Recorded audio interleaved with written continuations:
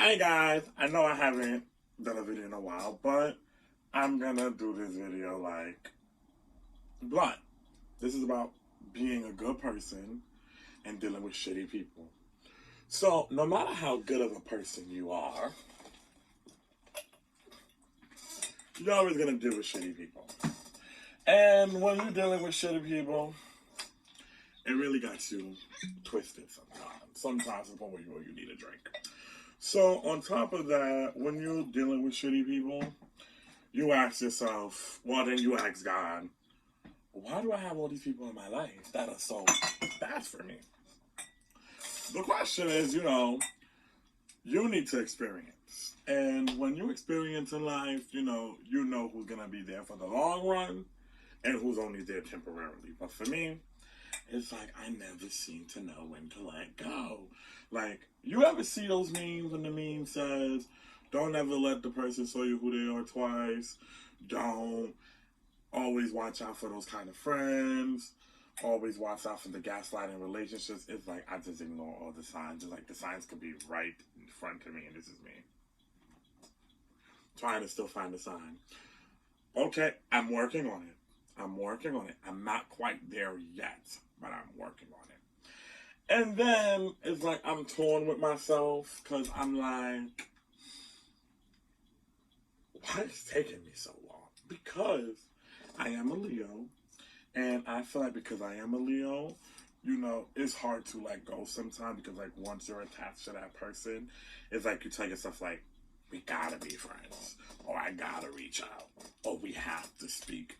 But then I caught myself. I said, how come every time we speak, I have to write you? Then I caught myself, why do every time we have to hang out, I have to be the one to reach out? It gets exhausting. It gets tiring. And then you start telling yourself like, then you start posting shit like how you got no friends. Then you start posting shit about people. It's like, girl, you put yourself in the predicament. You knew the person wasn't shit. Your mom gave you the look. Your dad gave you the look. Your friends gave you the look. And you avoid the look. That's me. That's me 100%. Ain't even gonna try to blame anybody. Ain't even gonna try to deny it. That is me. But I am learning. I'm learning to the point where I tell myself, like, you don't let one past experience determine your future, but it will have you questioning a lot of things. Like, it will have you questioning, like, if I was friends with this girl for 5 years and she turned on me, what makes you think if I meet this girl and then we get 5 years into the future, is she gonna do the same shit to me? You know, even though you try to start fresh and you try to give people the benefit of the doubt, but that still lingers on your mind. And that's trauma, Like, I know it's not like a big, like, some people would look at it like not a big trauma, and other people look at it as a big trauma, but, it's still trauma. You feel me? It is still trauma. Off the simple fact is that you even have to question people's motives because of something somebody else did to you that you considered a friend. Because when you watch a lot of ID discovery like I do, which I really do, sometimes what also runs in the back of my mind, you have to always you always have to, I almost start saying completely ridiculous. You always have to be careful who you call your friends. Because especially the ID discoveries, like, once a killer or a neighbor, stranger, whoever you want to call it, kill someone, but there's like no connection. They're just snapped or they did something at that time. You look at the story, you like, oh, poor her, poor him, poor them. But then when you watch the episodes when it's a close friend that does it, someone that you grew up with, like that mentally fucks you up. It does. It mentally does. And it makes you question a lot. Like, I don't let that scare me. I don't let that scare me, like, where I don't make new friends and stuff like that. But it does frighten me because it's like, at the end of the day, it's like, how could you? Like, you grew up, we had sleepovers and stuff like that. Because sometimes the friends that you knew ain't the friends that you knew when you get older. Okay? Because just because you still have the same mindset that you had when you were younger and the way you was raised and brought up, they probably was raised the same way, but when they got brought up, they just left it where they was taught it, you know? So for me, it's like I'm real skeptical on, you know, hanging out with, you know, a group of people I'm not too sure about. I'm not really too keen on meeting people off dating sites. You know, I rather do the old fashioned dating. We meet through a mutual friend or we meet in person. Then we go out, and I'm always a go out during the day type of person. All the time. Like, you know, if you're finna kill me, you're finna kill me during the day because you ain't gonna catch me at night. And that's on tuna. So, the simple fact is that, you know, I'm really am a good person. Like, I had some not so nice moments, but if you know me, I really am a loving, supporting, giving person. Now, me being a giver kind of fucks me up in the end because then people think it's okay to always ask me for money, always ask to borrow money, always just wants a handout for me being a giver. So maybe the person will see me give someone else. And one thing I hate, if you really, really need it and you're my friend, it's better to ask me. Because when I have to find out that you're lying, every time I give you money, I'm questioning it. And it's going to stop at one point. Yeah. So I never want to be one of those people because I got money, I'm going to get killed for it. Because it's not happening. Not happening. Because at the end of the day, listen, as big as I am, unless you shoot me down, you ain't about to try to strangle me, stab me, and I'm just gonna sit there and be like, okay, yeah, do that. Like, no. Because at the end of the day, it's like, being supportive is where it fucks me over.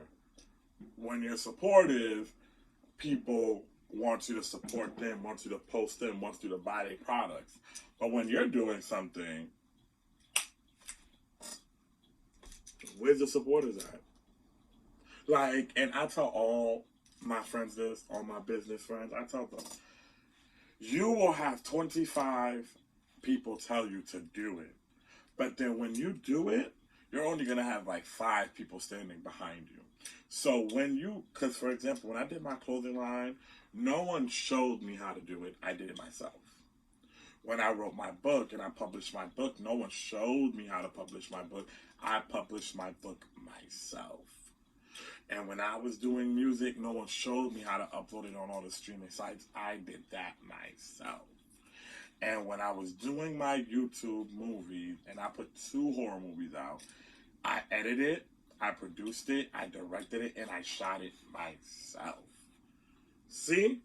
So it's like, I would be keen on being and doing everything myself. Would I love a team behind me? Of course I would. But I do have the mindset that I don't need a team because I could do it all by myself. Now, let's just say God is so good and I take off. Of course, I'm going to have my family behind me. And like I was just explaining to you about friends, I'll have my close friends where I know if we're in a dying situation, we're both going to be dead together, or that person's going to fight for both of us to live. Ain't no the friend going to watch me die or set me up to die. See what I'm saying? So it's like, at the end of the day, that's the kind of person that I am. And, you know, being loving, I'm always loving the wrong people. Even if it's in a relationship or if it's a friend, I'm always the one falling for the wrong person. So when I say falling for the wrong friend, the friend could be a fake ass bitch and the friend could be a 2-time backstabber. But here I go still trying to see the good in the friend. Here I go when it comes to dating a man. The man could use me, abuse me, mistreat me and do all of that. I mean, I do cut it ties. Like, there's certain things I'm not going to tolerate. But if the man is just using me, I'll continue to let him use me. Like, we ain't going to, I already explained this in my documentary when I was being used in a relationship. That wasn't even my relationship in the first place. But I got into another one. And then, you know, when I got into the other one, I'm always telling myself, like, well, shit, whatever happened to you in the past, you can't let it, you know, dwell in the future and whatnot. But there's a certain shit you just gotta take with you in a relationship because you never know when this shit might pop up and look crazy. Okay? Always remember that. Alright? Y'all be so quick to be like, let me tell you one thing I don't do. When we break up, I don't jump on the next dick because now I gotta really think to myself, like, are you the same dick, a different color? Or are you a different dick with the same traits? Always gotta ask yourself them questions because, listen, you gotta protect yourself. Protect your heart, protect your aura, protect your soul. Because at the end of the day, only you're not gonna stab yourself in the back, okay? Only you can be your real best friend. Only you can say what you will and will not take. So at this point, only you can be you. So it's like you always make sure you put yourself first, even if it's treating yourself or reading some inspirational quotes for yourself or, treating yourself out on a date. These are things that's better for you. You feel me? And you will get far. You will get far, and, and I'm a strong believer that, you will be whoever you want to be in life. So it doesn't matter if you're rich, poor, famous, or not famous. Once you humble yourself, and it's so easy to inspire yourself. It may seem hard if you have low self-esteem or you're insecure, but imagine waking up every morning thanking God that you woke up. Think of all the positive things in your life, and then you read yourself an inspiration quote, and then you go about your day. You don't let little stuff bother you. You don't even let big stuff bother you. You take it with a grain of salt, and then you move on. But I'm not saying let motherfuckers walk all over you now. That's not what I'm implying. So when I say little things, like if it's something that don't make you money or that don't benefit you in no shape or form, you dust your shoulders off and you keep on pushing. Now, when it's somebody disrespecting you and playing with your money and trying to disrespect you, you handle that. Period. But sometimes some situations just need to be paid. Okay? Paid in full. In the words of my brother Tom. Paid in full. Because at the end of the day, some shit's just not worth it. Like, I had a lot of friends. Some friends come and go. And, I be telling myself I'm not the problem. But I'm not the problem. Because I don't mind. I like staying to myself sometimes. Because when you watch movies, shows, murder mysteries, it's always the people that always want to be at every function that something happens to them. But I'm not saying nothing can't happen to me if I'm home. Like, stuff happens like that. God works in mysterious ways. But would I prefer to stay home than to go out? Of course. Would I prefer to just hang out with my friends at my house just having a good time? Of course. That is a very good time for me. Like, at the end of the day, I'm the kind of person, me and another friend is a good time. Like, we don't need a bunch of 5 or 6 other people there. Me and one of my good friends were a good time. And I'm not just saying one individually, because I'm saying one like with every one of my close friends it is, which I only have 7 of. Yeah, if we just hang out one-on-one, it's a good time. It's a good time. I'm happy. They're happy. We're laughing. We're smiling. And, it's a good time. And, you always got to tell yourself, like, you could be there for yourself. And, this isn't a video for you guys to be in seclusion or be to yourself or don't trust people. Always trust people until they give you a reason not to trust them, okay? Don't let one bad apple ruin it for the whole apple tree. See what I'm saying? Because at the end of the day, only you could determine who you want in your space and who could affect you in your life, okay? Because at the end of the day, don't let them in. They can't do nothing to you, okay? But at the end of the day, they could try to harm you or do anything like that, but that's on them. Because at the end of the day, as long as you did your part and you didn't want to be around that person and you secluded yourself, because they don't understand that. A toxic person in your life will never understand why they're being dropped. They make it seem like you're the wrong person, you're the victim, like they didn't do anything wrong. Like, what? Like, if you're mistreating me and you treat me like shit and you're making me feel bad about myself, why would I want to be around you? Like, why every time I'm feeling away, it's coming from you? So if you're the negative thing in my life, I got to take you out of my life, because at the end of the day, I don't need to be surrounded by negativity because I'm a positive person. When you're a positive person, negativity is out the door. Okay? Out the door. Don't let them back in. Whoever it is. Because at the end of the day, it's like, why are you so positive and you want to be around somebody negative? That just doesn't mix. Never mix. So this video was basically about me wanting you guys to know it is okay to love yourself. It is okay to be different. It is okay to be unique, and you could be loving, supportive, and giving when you're getting that back. If you're giving all of that to somebody and they're giving it back to you, there's no reason to not be your beautiful self, okay? But when you're not getting it back, whatever you put out, you take back, and you don't put out until you're gonna give it back, okay? Because that's what you do. And you know, like I said, a toxic person will never feel like they're toxic while they're in your life. And when you drop them, they're gonna play the victim. But you know what? You're a survivor in this situation.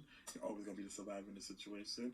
You have a lot to give. Your heart is so big, and you're gonna keep giving. And the person's gonna continue to be toxic. We're gonna pray for them to change, and if they don't want to change, guess what? They're dropped.